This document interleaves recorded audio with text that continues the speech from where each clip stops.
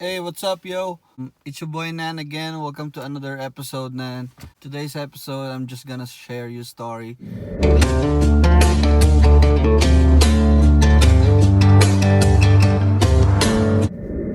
The dream of, coming here to Canada, like most of the Filipinos, so wants to be an OFW. So, whew.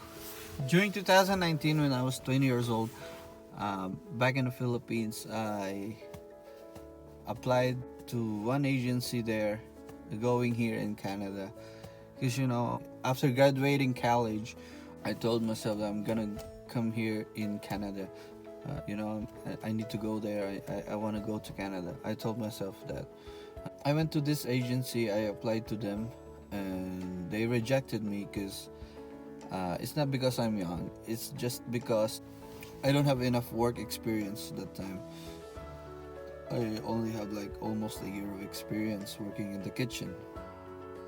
So what I did was I took their advice. They told me that you need to get more working experience in the kitchen so we can possibly hire you. So I took their advice. So during that time, I was still working in the Philippines, and then I tried working in another country, which is in the Middle East. I was there when I was 21 years old. I worked for like 3 years there as a cook, and then after that, I applied to come here in Canada as a skilled worker. And I was so happy. I got a visa. After the long process, like the processing time back then was like more than a year. I was so very happy when I got that visa because, one of my dreams will come true, which is, to come here in Canada. And it was 2014, and then when we landed here, me and my friend, there's two of us. When we landed here in Canada, the immigration officer in the airport found a problem in our papers. So after that incident, the next day they sent us back to the airport, and they told us that we need to go back to our country.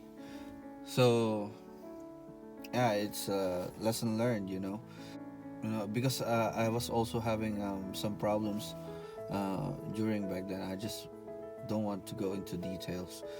So I went back in my country, me and my friend, and then after that, I tried again working abroad.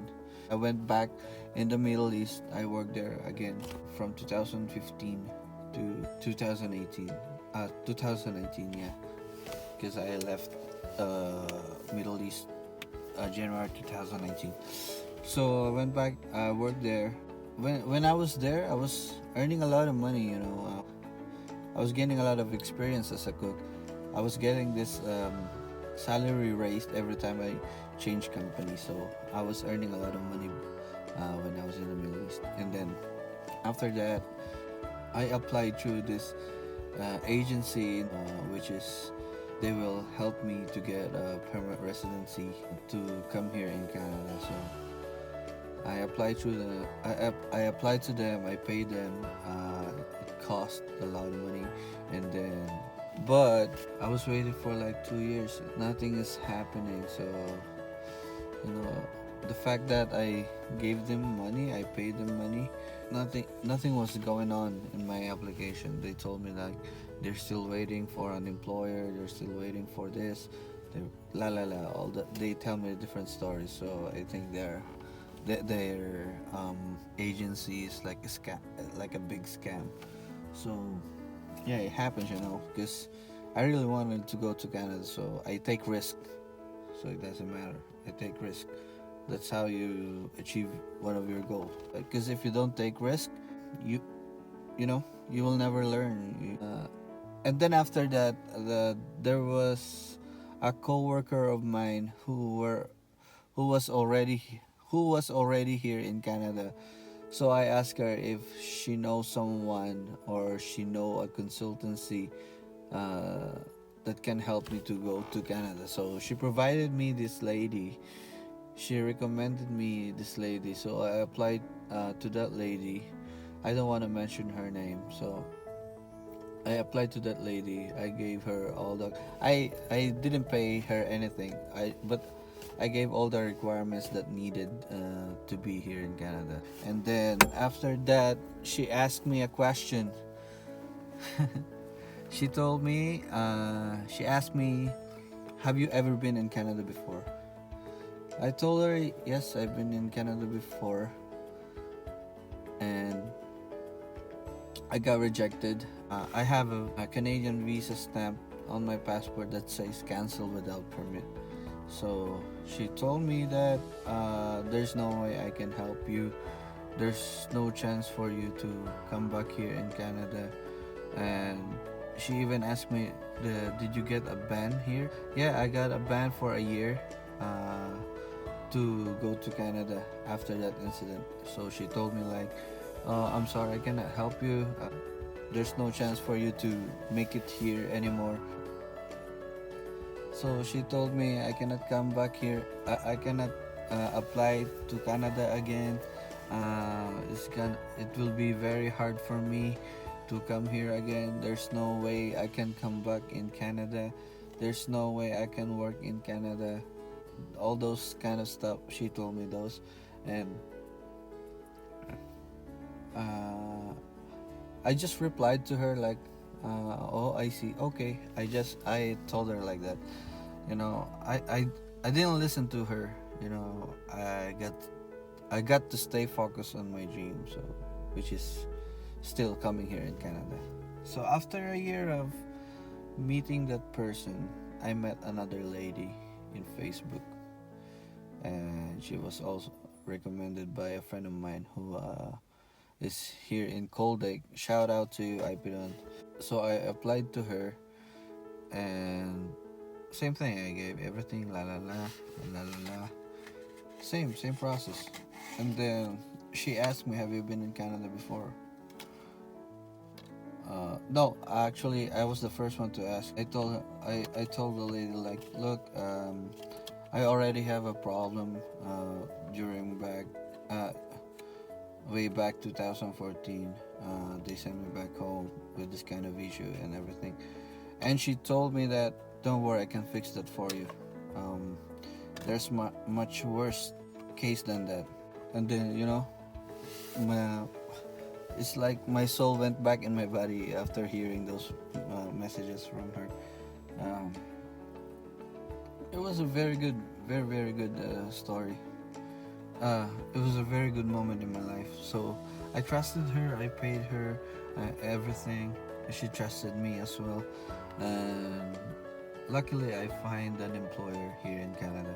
So I came here end of January 2019. So from 2009 to 2019, it took me like 10 years of achieving the dream. And between the timeline of that 10 years, my life was full of struggle, financially, emotionally, failures, but I never surrender. I never gave up. I know I can fix it. I can fix my life. I know what's wrong or right. So I never gave up. So yeah, I just want to share this story to you guys. I just want to tell, like, if you're dreaming about something and somebody tells you you can't, don't listen to them. As long as you're working hard to really achieve your dream, just keep on moving forward. Failure is just around there in the corner, but it doesn't mean you need to stop. That's it. So right now, for example, I'm new to YouTube. I have like 200 subscribers. I started my YouTube channel 2017 2017 or 2018, and then 2017 I stopped for a year because I was making excuses to myself that no one is watching me. I don't have a proper camera. I don't have a microphone. I don't have a laptop to to edit my videos, all those kind of stuff. No one is watching me. I was making excuses to myself. But now I'm back. I'm back to YouTube. And this time, there's no more excuses. I need to make videos. I got to go back to one of my dreams, which is I like doing videos. I love editing. Until right now, I still don't have the camera. I still don't have a laptop. I still don't have but I got a microphone though. I'm still using my mobile to shoot video, and I also still use my mobile to edit my videos. I'm just making most out of it. I don't care if my friends is laughing at me, because I'm trying hard to be a YouTuber. I don't care if they mock at me like, oh, what the fuck you doing in your life? Why are you in YouTube? I don't care about those kind of shit. And this is not an advice. This is just a tip. So if you're like struggling right now into something, onto achieving your goals or dreams, you never quit on that. So don't let anybody hinder you for doing what you love or doing what you want. Everybody have struggles in their life, so that's all I can say right now. Yo, thank you for listening to my story. I will just keep on continue vlogging, doing things in YouTube. Probably someone will hear me, probably someone's gonna like this video, probably someone's gonna subscribe to my channel. I know it takes time. If you are new to my channel, please like and subscribe. Stay inspired, stay motivated. So that's all. Episode 9, peace out.